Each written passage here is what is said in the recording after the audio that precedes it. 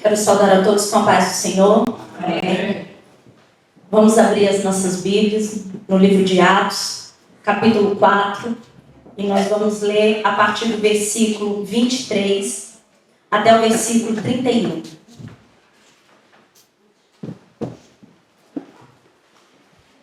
Graças a Deus pelo período que nós já tivemos de louvar o nome do nosso Deus, de exaltá-lo, de adorá-lo por meio das nossas ofertas. E agora estamos aqui expostos e entregues ao nosso Deus para que Ele venha ministrar aos nossos corações através da sua santa palavra. Amém? Então, Atos capítulo 4, nós vamos ler a partir do versículo... Atos 4, capítulo 4, a partir do versículo 23.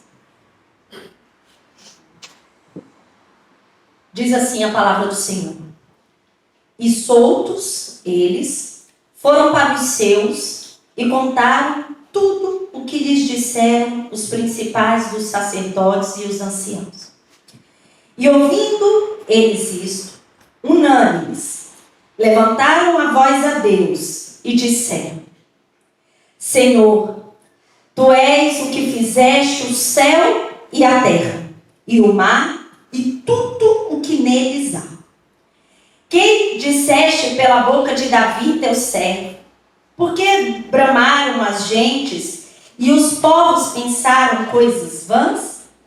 Levantaram-se os reis da terra e os príncipes se ajuntaram a uma contra o Senhor e contra o seu ungido. Porque verdadeiramente contra teu santo filho Jesus, que tu ungiste, se ajuntaram não só Herodes, mas Pôncio Pilatos, com os gentios e os povos de Israel, para fazerem tudo o que a tua mão e o teu conselho tinham anteriormente determinado que se havia de fazer. Agora, pois, ó Senhor, olha para as ameaças e concede aos teus servos que falem com toda ousadia a tua palavra. Enquanto estendes a tua mão para curar e para que se façam sinais e prodígios pelo nome do teu santo Filho Jesus. E tendo orado, moveu-se o lugar em que estavam reunidos, e todos foram cheios do Espírito Santo e anunciavam com ousadia a palavra de Deus. Amém. Eu quero ler novamente o versículo 31. E tendo orado, moveu-se o lugar em que estavam reunidos, e todos foram cheios do Espírito Santo e anunciavam com ousadia a palavra de Deus. Amém. Senhor Jesus, ó Deus, nós te louvamos nessa tarde. Te louvamos porque és o nosso Rei, és o nosso Salvador, és o nosso Redentor, Resgatador. Ó Deus, Tu és o nosso Senhor, Pai. Somente podemos adorá-lo e contemplá-lo, ó Deus, e dizer que Santo, Santo, Santo é o Teu nome, Pai.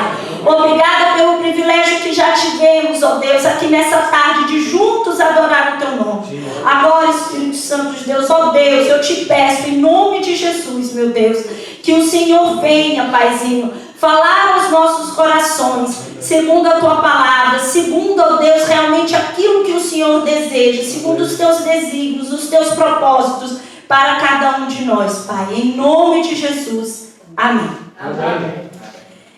Irmãos, nós estamos aqui, nós acabamos por ler aqui uma oração feita por Pedro, João e os seus companheiros.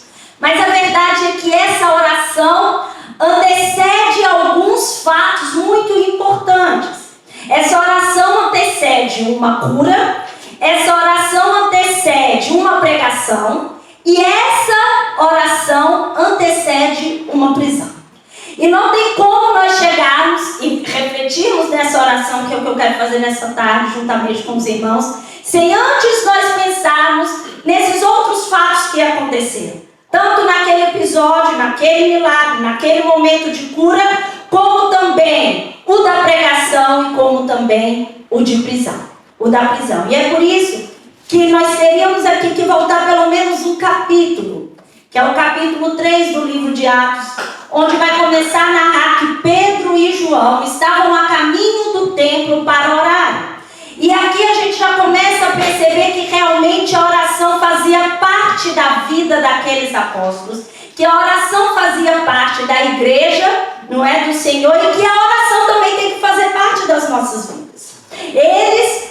Eles continuaram com o costume judaico que havia de orar 3 vezes ao dia, pela manhã, ao meio-dia e à tarde, aqui às 3 horas da tarde. Então eles estavam realmente a caminho da casa do Senhor para poder orar. E quando eles lá chegaram, se depararam com um coxo, com um aleijado, e depois mais à frente vai dizer que aquele coxo já estava ali há mais de 40 anos que ele era coxo.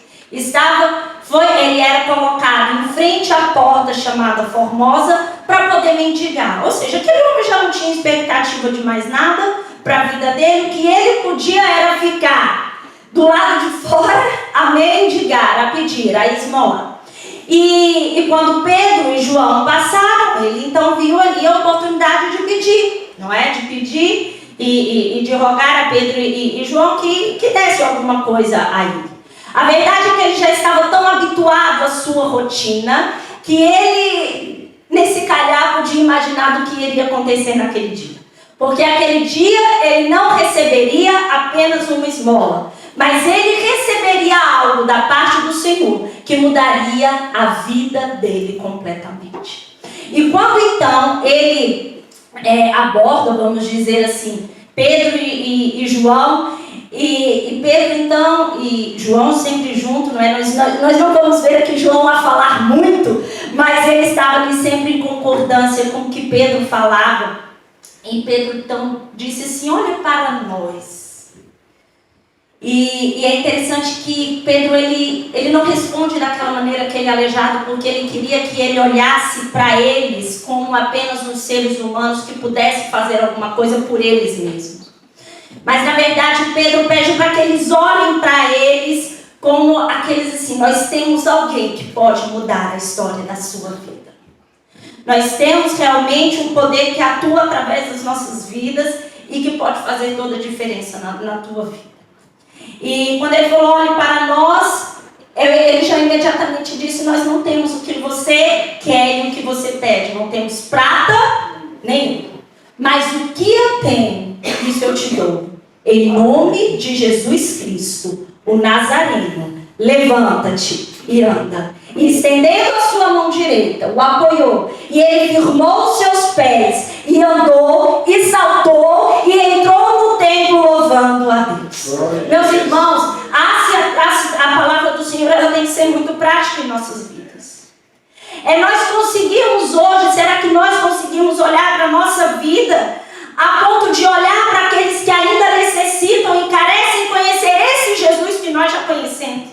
E podemos dizer assim: olhe para mim, olhe para nós. Será que nós podemos olhar para os nossos filhos? E eu tenho aqui 2 filhas pela vontade do Senhor. Será que eu posso olhar para elas e dizer assim: olhem para mim, vejam Cristo na minha vida? Será que eu posso olhar para o meu chefe? Meu chefe não, porque eu não tenho, meu chefe é o meu marido. Posso olhar para ele e posso dizer assim: Clei, olhe para mim, você vê Cristo em mim? Ou podemos olhar para os nossos vizinhos e perguntar se eles veem Cristo na nossa vida? Será que nós podemos perguntar isso aos nossos colegas de trabalho? Mas Pedro e João, eles disseram isso naquele dia. E aquele homem foi curado pelo poder de Jesus. E ao mesmo tempo que parece que não há semelhança nenhuma desse homem, da condição dele com a nossa vida, ao mesmo tempo isso tem tudo a ver. Porque o máximo que aqueles homens podiam fazer era colocá-lo à porta do templo para pedirem esmola. Nada mais do que isso. E meus irmãos, por mais que fizessem em nosso favor qualquer coisa, mudariam a nossa condição diante de Deus. por mais que nós mesmos fizéssemos qualquer coisa, jamais conseguiríamos mudar a nossa condição diante de Deus. Mas o mesmo Jesus que operou na vida daquele coxo, para que ele pudesse entrar e adorar o nome de Deus, foi o mesmo Jesus que morreu na cruz do Calvário, levando sobre ele os nossos pecados e as nossas transgressões, fazendo ali naquele momento com que o véu que nos separava já não nos separa mais, ele se rasgou de cima a baixo e nós podemos entrar com ousadia na presença de Deus pelo novo e vivo caminho. Amém. E hoje nós podemos entrar nessa casa de oração para poder louvar o nome do nosso Deus. E às vezes alguém pode passar ali por fora, ou até mesmo estar aqui nessa tarde, perguntar assim: será que todas essas pessoas não têm problemas? Não têm dificuldades? Venham aqui para adorar o nome de Deus porque está tudo bem na vida delas? Não, porque todos nós temos problemas, temos dificuldades. Mas nós cremos que nós temos um Salvador, um Redentor, e alguém que perdoou, levou os nossos pecados. E não há motivo maior para adorarmos o nome do Senhor, sabendo que o nosso nome está escrito no livro da vida. E seguidamente ao milagre, houve a pregação. Estavam todos admirados. Porque todo mundo conhecia aquele homem, todo mundo conhecia aquele aleijado, todo mundo conhecia aquele coxo. A maior parte das pessoas, é claro, quando eu digo todo mundo, isso não é literal. Ele já fazia aquilo ali há muitos e muitos anos. E de repente eles se deparam com aquele homem ali, louvando e adorando a Deus. O que outrora só ficava ali à porta, agora ele está lá dentro. E Pedro aproveita aquela oportunidade para poder pregar o Evangelho. E ele até diz assim: ó varões israelitas, por que vos maravilhais disto? Ou por que olhais tanto para nós como se por nossa própria virtude ou santidade fizéssemos andar este homem? A primeira coisa que Pedro deixa muito claro assim: vocês estão a olhar o quê? O que vocês estão a pensar? Que isso pudesse ter vindo de nós? Ou nós poderíamos ter feito tamanho ou tal coisa? Não, nós não. Mas eu vou dizer que isso foi feito em nome de Jesus. E aí ele começa a pregar. Ele vai falar da morte, ele vai falar de Jesus, da morte, da ressurreição de Jesus, da sua ascensão. Ele vai falar ainda que ele voltará, ele vai conclamar aquele povo ao arrependimento. Vai dizer: arrependei-vos, pois, e convertei-vos para que sejam apagados os vossos pecados e venham assim nos tempos do refrigério pela presença do Senhor. Podíamos dizer que foi uma pregação completa, mas aquilo ali incomodou. Tinha gente incomodada por isso. Porque em seguida diz que o chefe de Estado, o oficial do templo, os saduceus, o sacerdote,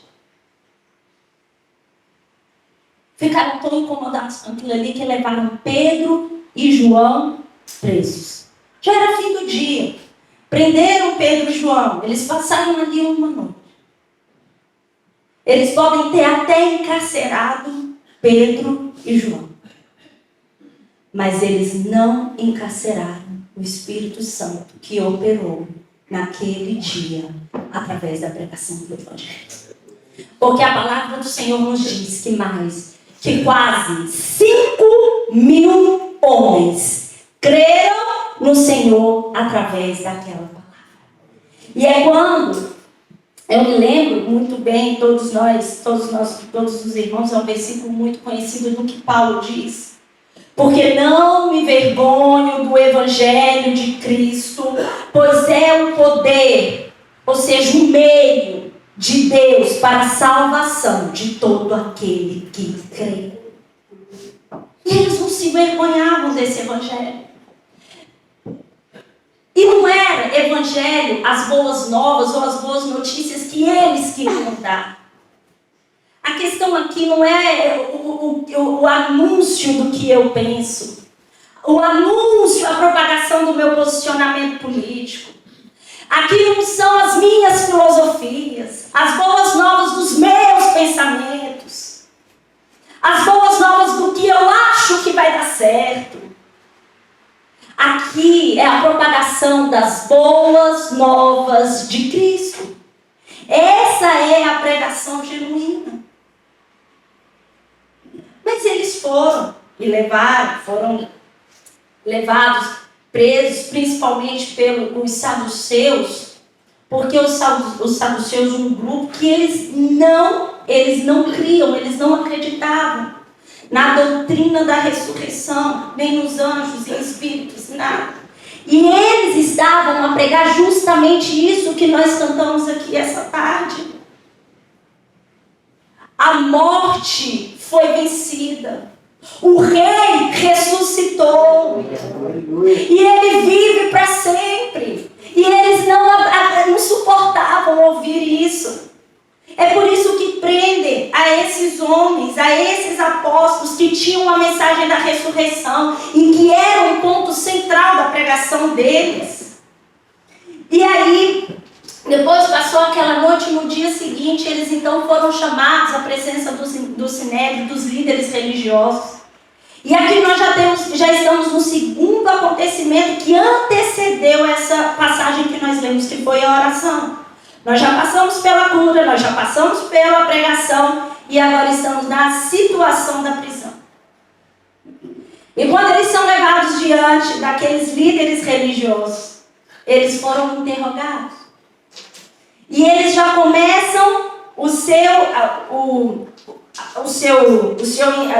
interrogatório, não é? Um interrogatório assim, com estas palavras.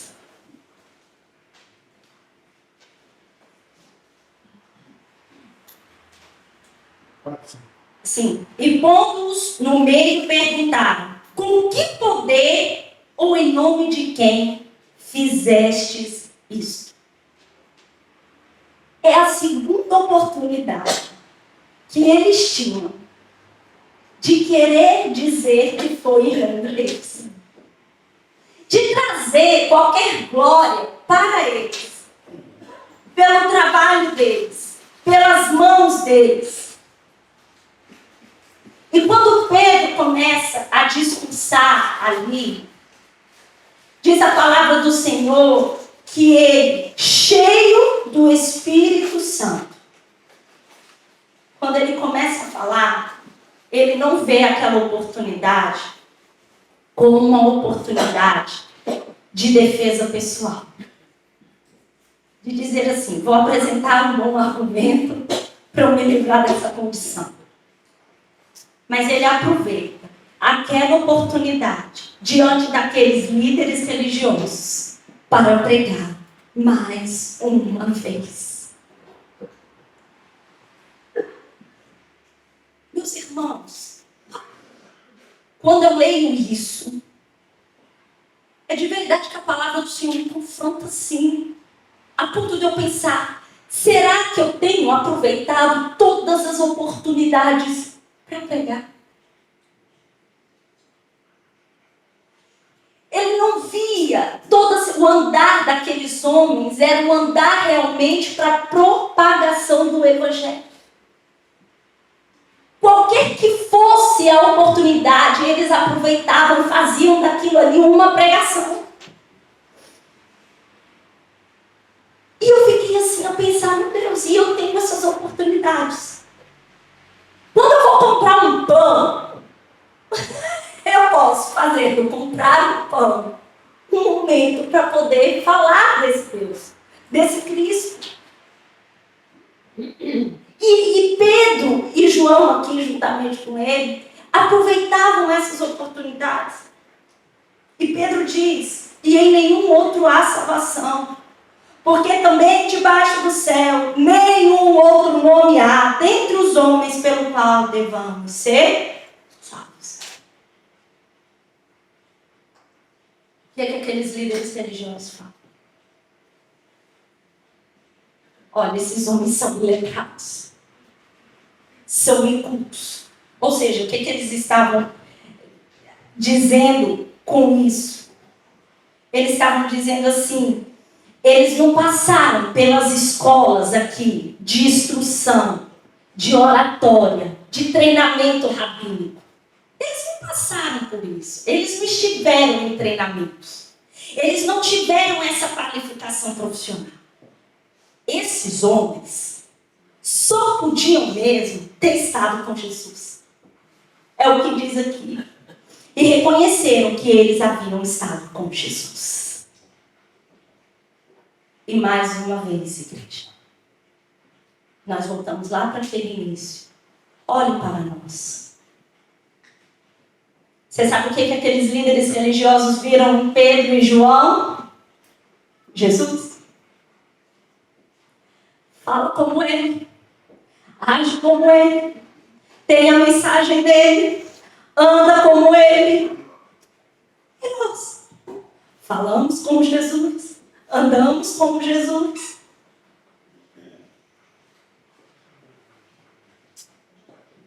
É algo que nos faz pensar. E eles não viram ali nada mais do que Jesus na vida deles. E depois disso, eles tiveram que se reunir para fazer o que vamos fazer com esses homens. E diferentemente dos saduceus, os fariseus, diferentemente dos fariseus, os saduceus, eles não tinham assim tanto apoio do público. Então assim, eles tinham que sentir o que a multidão queria. E eles viram que a multidão creu, viu aquele milagre. Então eles não podiam simplesmente fazer qualquer coisa a eles. E preferiram então liberá-los, soltá-los. Mas fizeram a eles uma condição. Sabe qual foi a condição? Parem de falar sobre esse nome. Parem de ensinar esse nome. E aí o que Pedro diz? Julguem os senhores mesmos se é justo aos olhos de Deus obedecer aos senhores e não a Deus. Pois não podemos deixar de falar do que vimos e ouvimos. Essa é a sua condição? Então nós já dizemos, não. Eu não posso. A quem eu devo obedecer? A Deus ou aos homens? E hoje, será que a nossa vida também está em concordância com essa resposta? Será que nós temos falado sobre esse nome? Será que nós temos falado de Jesus? Será que nós temos testemunhado os feitos de Jesus em nossas vidas? Ou nós temos nos calado? E muitas vezes, meus irmãos, esse falar não é só falar para o outro, para o próximo. É falar para nós mesmos. Será que quando nós estamos lá em angústia, passando por tribulação, por dificuldades, a pregação dessa palavra que é audível aos nossos ouvidos, será que nós conseguimos ouvir dizer que esse Jesus é poderoso? Será que nós conseguimos ouvir quão belo este nome é? Incomparável até, inigualável. Será que nós podemos orar como um salmista que ora dizendo: aquieta minha alma, sossega minha alma dentro de mim? Mas a verdade é que depois de tantas ameaças, eles são livres. E até então chegamos aqui à oração que nós vimos, que diz: e soltos eles foram para os seus e contaram tudo o que lhes disseram os principais, dos sacerdotes e dos anciãos. Certa feita alguém disse que a igreja é o recurso que Deus providenciou para nos encorajar. E que não é possível viver o cristianismo sem a igreja. Aqueles, tanto Pedro e João, não puderam sair de lá. O primeiro lugar que eles foram foi se reunir com seus irmãos em Cristo Jesus, para dizer tudo o que se havia passado.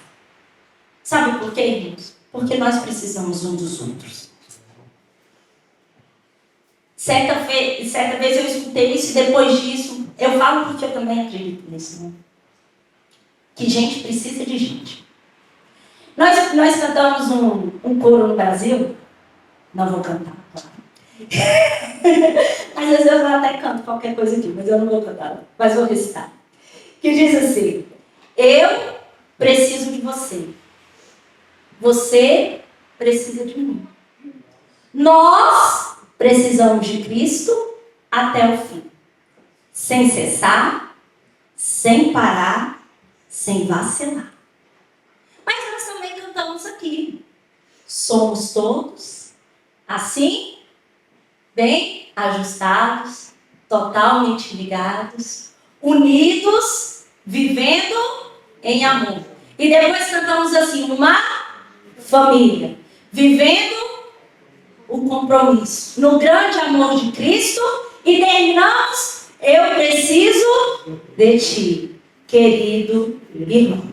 Precioso és para mim, querido irmão.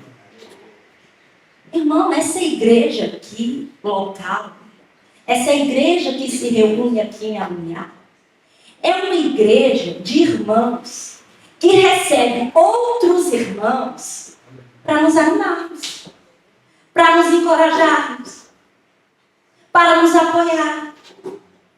Porque quando nós aqui chegamos, tem dia que nós chegamos aqui cabisbaixos. Mas nós encontramos irmãos que têm a mesma fé que a nossa, que pode dizer assim: irmã, Deus está no controle, vamos orar. Deus é fiel. A palavra diz que Ele não muda. Ele é o mesmo ontem, hoje e será eternamente. Aqui nós encontramos apoio. É por isso que na hora da dificuldade, a igreja não é o último lugar, não. A igreja é o primeiro lugar onde nós devemos estar, que nós devemos recorrer. E como igreja, nós temos essa responsabilidade de estarmos unidos e de nos amarmos como Cristo nos amou, de nos ajudar, de levarmos essa mensagem, de nos encorajar. Esse é o lugar. Portanto, depois de tudo que eles falaram, de tudo que eles passaram, o que eles fizeram? Diz aqui que ouvindo eles isto, unânimes, levantaram a voz a Deus e disseram: Senhor, Tu és o que fizeste. Ou seja, eles oraram. Depois de ouvirem tudo, junto. Aqui você sabe o que aconteceu? Uma reunião de oração. Você sabe o que acontece aqui nessa igreja às terças-feiras, meus irmãos, às 3 horas da tarde? Reunião de oração. Sabe o que acontece aqui às sextas-feiras? Reunião de oração.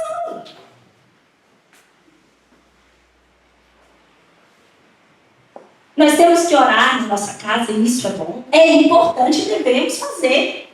Nós lemos a palavra do Senhor: entra para dentro do quarto, fecha a tua porta e ora o seu Deus em secreto, e o Deus que estiver em secreto te responderá.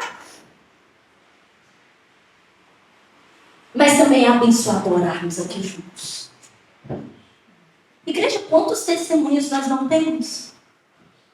Quantas terças, quantas sextas eu não entrei aqui com petições a pedir para que os irmãos orassem por determinadas situações.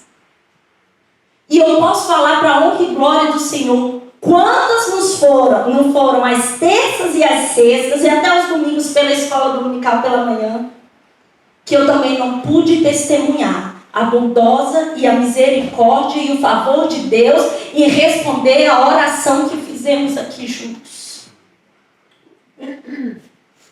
Fez 1 ano que eu trouxe uma palavra só em Atos capítulo 3 do curso. E há 1 ano atrás, foi quando um médico disse à minha cunhada que ela poderia ter ficado cega. Essa igreja me carregou em oração. Ela passou por uma cirurgia de muito risco. Além de sujar de novo, teve que limpar de novo. Mas hoje, pela bondade, pela honra, pela glória do nome de Deus, ela veio. Você sabe o que Deus faz, meus irmãos? Ele responde as nossas orações conforme o propósito dele.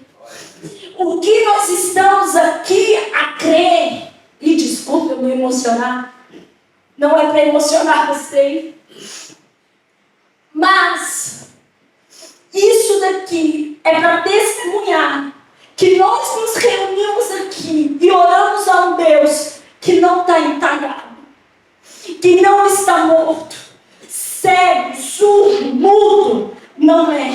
Nós oramos a um Deus vivo que reina. E é por isso que quando eles começam a orar, eles começam a dizer: Senhor, Tu és o que fizeste. Em outras versões vai dizer: Tu és o Deus, Senhor, soberano.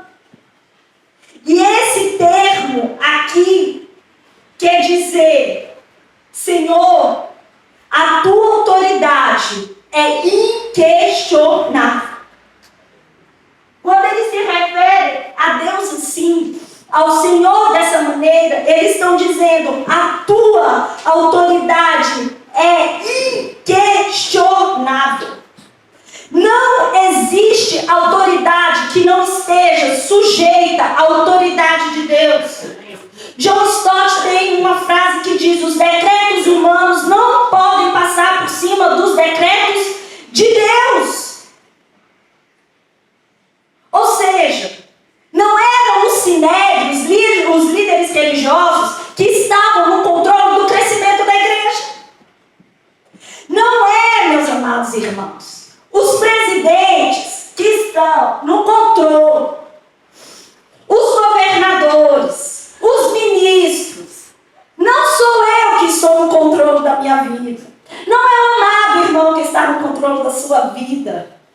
Nós temos alguém que controla o universo e a criação e tudo que existe. E esse é o nosso Deus. Isaías disse assim: quem pode pesar a água dos mares na concha da sua mão e tudo o pó da terra colocar numa balança de precisão e formar as estrelas e chamar cada uma pelo nome? Há outro Deus, meus amados?